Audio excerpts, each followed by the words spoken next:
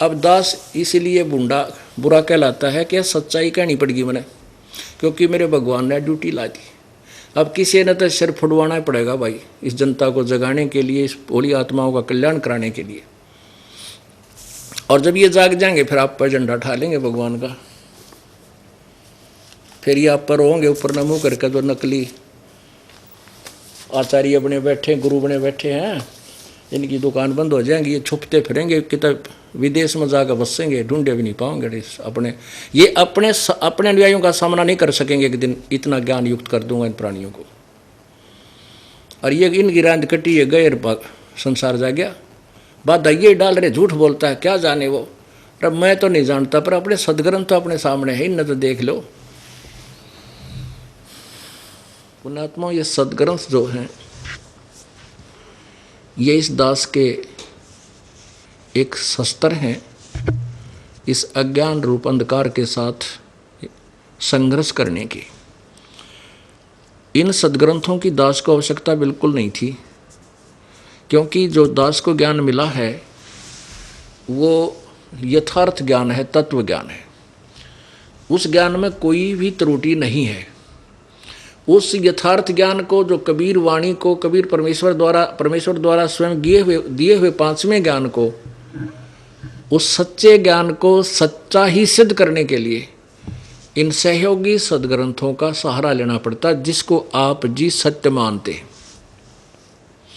जब इन सदग्रंथों में वो सत्य मिल रहा है, तो परमात्मा ने तो 600 वर्ष पहले ये वाणी पहले बोल दी थी, जब ये अज्ञानी विद्वान जो संस्कृत के ज्ञाता ये कहते थे कि कबीर तो अनपढ़ है, वो क्या जाने सदग्रंथों के बारे में। जबकि परमेश्वर ने अपने मुखारविंद से उच्चारित उस मुख्य ज्ञान में, उस मूल ज्ञान में, तत्व ज्ञान में ये सर्व ज्ञान पहले ही दिया हुआ था, जो दास आपको इन सदग्रंथों में आज दिखा रहा है।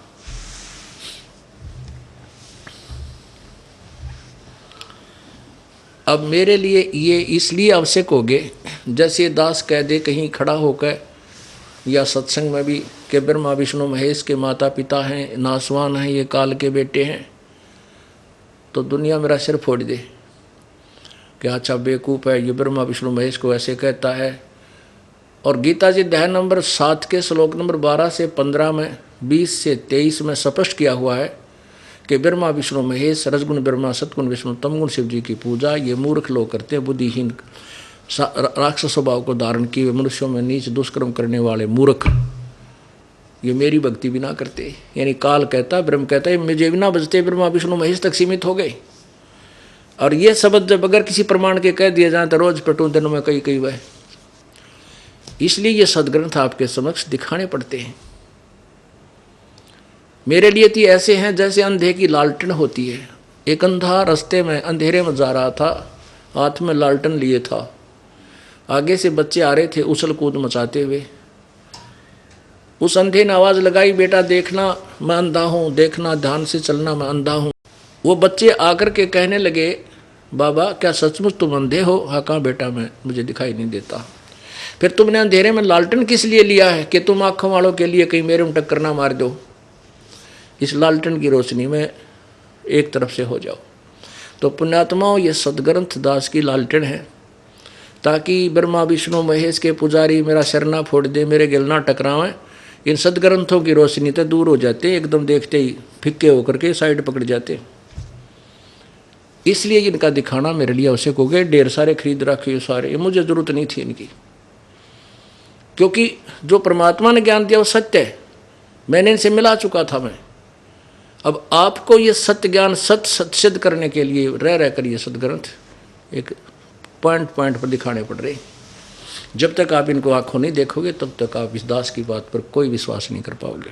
पुण्यात्माओं, प्रथम बार जो प्राणी इस सत्संग को सुनेगा वो ये सोचता है कि ये संत मेंटल दिखा है, ये क्या बेतुकी बातें कर रहा है, हमने कभी ऐसा सुना नहीं। पुण्यात्माओं, जो भी ज्ञान होता है वो सुनने से ही होता है।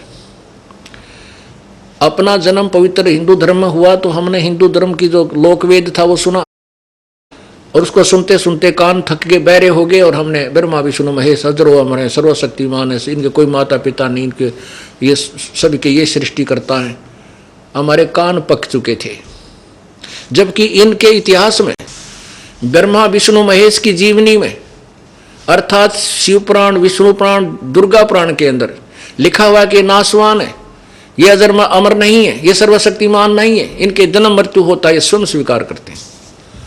हमारे जो पूर्व गुरु थे हिंदू धर्म के, वो अज्ञानी थे, घोर अज्ञानी थे। जो टीचर अपने सिलेबस से परिचित नहीं है वो टीचर नहीं, वो दुश्मन है उस विद्यार्थियों का। हमारा सिलेबस 18 पुराण, श्री मद्भगवत गीता और 4 पवित्र वेद और 5वां वेद से तो आप परिचित नहीं थे, लेकिन हिंदू धर्म के जो शास्त्र माने जाते हैं, वैसे तो विश्व के अंदर के सभी प्राणियों के लिए ही ये सदग्रंथ है, क्योंकि पवित्र 4 वेद, पवित्र श्रीमद् भगवत गीता, पवित्र 18 पुराण उस समय रचे गए थे, उस समय लिखे गए थे जब ना कोई धर्म था, ना हिंदू था, ना मुसलमान, सिख, ना ईसाई। फिर भी वर्तमान में ये शास्त्र हिंदुओं के नाम किए हुए हैं। फिर भी हम मानते हैं चलो हिंदुओं के नाम जो शास्त्र हैं, हिंदुओं के गुरु परिचित नहीं थे इनमें क्या लिखा है, तो टीचर ठीक नहीं थे, उन्होंने हमें मिसगाइड कर दिया। इसी कारण से पवित्र हिंदू धर्म के अंदर इतने विकार पैदा हो गए, क्योंकि जो लाभ हम भगवान से लेने के लिए चले थे वो नहीं मिले, क्योंकि ब्रह्मा विष्णु महेश केवल वर्क डन दे सकते हैं, किया हुआ कर्म ही दे सकते हैं जो आपका पूर्व जन्म का है। इसमें कोई परिवर्तन ब्रह्मा विष्णु महेश नहीं कर सकते। एक उदाहरण देता है दास कि जैसे एक भक्त ने प्रश्न किया कि क्यों नहीं कर सकते, जैसे ताम्रध्वज को, मोरध्वज के पुत्र ताम्रध्वज को भगवान श्री कृष्ण ने आरे से कटवा करके मृत्यु को प्राप्त होने के बाद जीवित कर दिया था, ये क्यों नहीं कर सकते? बहुत कुछ कर सकते। दास ने कहा सुनो, वही श्री कृष्ण जी जब उनके सगे भांजे अभिमन्यु की मृत्यु हो गई थी चक्रव्यूह में, भगवान श्री कृष्ण उसको जीवित नहीं कर सके। सुभद्रा रो रही थी, उनकी सगी बहन, श्री कृष्ण रो रहा था, 5 पांडव टक्कर मार रहे थे क्योंकि उनका कुल विनाश हो रहा। वो क्यों ना जीवित किया श्री कृष्ण भगवान ने, विष्णु जी ने? भक्त मौन हो जाता है, कहता आप ही बताइए। हाँ हम बताएंगे, क्योंकि ताम्रध्वज के श्वास शेष थे, उसका जीवन शेष था, तो बीच में जाके उसने लीला की। तेरे इन भगवानों में इतनी पावर है कि इस मिट्टी को जोड़ तोड़कर उस वैसा ही बना सकते हैं, लेकिन ये आयु नहीं बढ़ा सकते, ना ही कम कर सकते। अभिमन्यु की आयु शेष नहीं थी, उसका प्रारब्ध इतना ही था मनुष्य का, इसलिए श्री कृष्ण उर्फ विष्णु जी उनको जीवित नहीं कर सके। मासा घटे ना तिल बधे, विद ना लिखे जो लेख, सच्चा सतगुरु मेट कर ऊपर मार एक। इसमें परिवर्तन केवल पूर्ण परमात्मा ही कर सकता है, वो कबीर भगवान है, कबीर प्रभु। अब हम अपने उसी प्रश्न पर आते हैं कि जैसे अनजान व्यक्ति ये सोचेंगे ये संत वैसे तुक्के मार रहा है, ऐसा कुछ नहीं, हमने कभी सुना नहीं। कोई भी ज्ञान है सुनने से होता है। अब आपने वो भी ज्ञान किसी से सुना, अनाड़ियों से, अज्ञानियों से, बगैर किसी आधार से वो गीत गाते रहे, बेतुकी कहानी सुनाते रहे, ब्रह्मा विष्णु महेश के कोई माता पिता नहीं है, और जो हमारे सदग्रंथों में मना किया वो साधनाएं हमारे से करवाते रहे, जिसका परिणाम ये हुआ कि पूरा हिंदू समाज बर्बाद हो गया।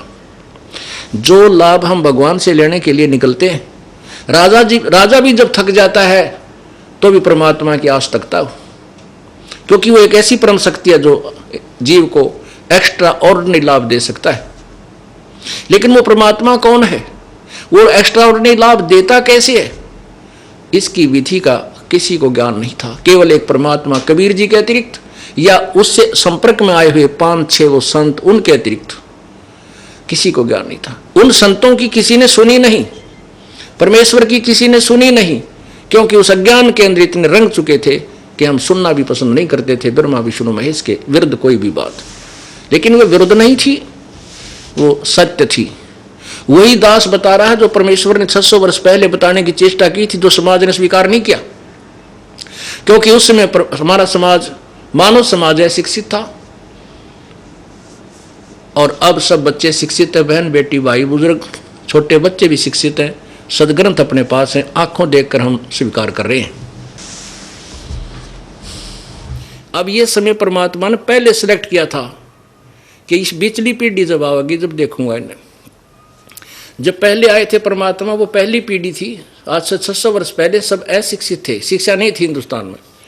और अब ये बिल्कुल बीच की पीढ़ी है, अब सब शिक्षित है, बुद्धिमान है, अब ये ज्ञान पूरे विश्व में जाएगा, प्रभु ने पहले कहा हुआ है। और आने वाली जो लास्ट पीढ़ी होगी वह कृतज्ञ हो जाएगी, कति दुष्ट हो जाएंगे, लास्ट में जाकर कलियुग के कोई भक्ति नहीं करेगा। तो इस पिछली पीढ़ी में जिनका मनुष्य जीवन है और ये दास का ज्ञान आपके पास है, धन्य आपके माता पिता ने जिससे तुमने जन्म हुआ। ऐसा ज्ञान और आपका मनुष्य शरीर बेड़ा पार करवा लो। बोलो सतगुरुदेव।